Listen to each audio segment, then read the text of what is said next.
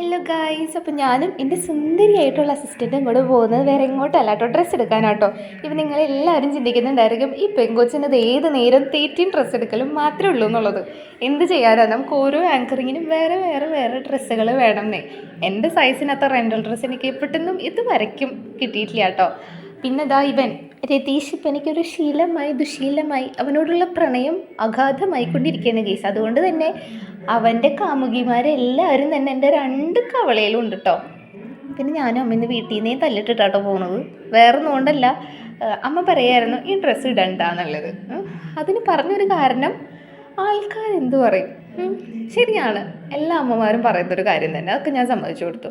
പക്ഷെ ഞാനൊരു കാര്യം ചോദിക്കട്ടെ, ഈ പറയുന്ന ആൾക്കാരാണോ എനിക്ക് ചിലവിന് വരുന്നത്? പറയാനുള്ളവർ നമ്മൾ എന്ത് ചെയ്താലും പറയുക ചെയ്യും, നമ്മൾ നല്ലത് ചെയ്താലും പൊട്ട ചെയ്താലും പറയുക ചെയ്യും. ഞാനത് എല്ലാവരെയും അടിച്ചാക്ഷേപിച്ച് പറയുമല്ല, ചില ആൾക്കാരുണ്ട് കേട്ടോ, ചില ആൾക്കാർ മാത്രം. എന്താ വെച്ചിട്ടുണ്ടെങ്കിൽ നമ്മൾ പർദ്ദ ഇട്ടാലും ശരി, സാരി ഉടുത്താലും ചുരിദാർ ഇട്ടാലും എന്ത് ടൈപ്പ് ഓഫ് ഡ്രസ്സ് ഇട്ടാലും പറയാനുള്ളവർ പറയുക ചെയ്യും. സോ നമുക്ക് ശരിയെന്ന് തോന്നുന്നു നമ്മൾ ചെയ്യുക, അവർക്ക് ശരിയെന്ന് തോന്നുന്നത് അവർ ചെയ്തോട്ടെ. ഓക്കെ, അങ്ങനെ ഞങ്ങളിതാ വീട്ടിലോട്ട് പോരാനായിട്ട് ബസ് കയറി. ഞങ്ങൾ വീട്ടിലെത്താനായിട്ട് 7 മണി ആയിട്ടുണ്ടായിരുന്നു കേട്ടോ. എന്നാലും ഇഷ്ടപ്പെട്ട ഡ്രസ്സ് കിട്ടി. അപ്പോൾ ഇന്നത്തെ വീഡിയോ അത്രയേ ഉള്ളൂ. Tata by, love you.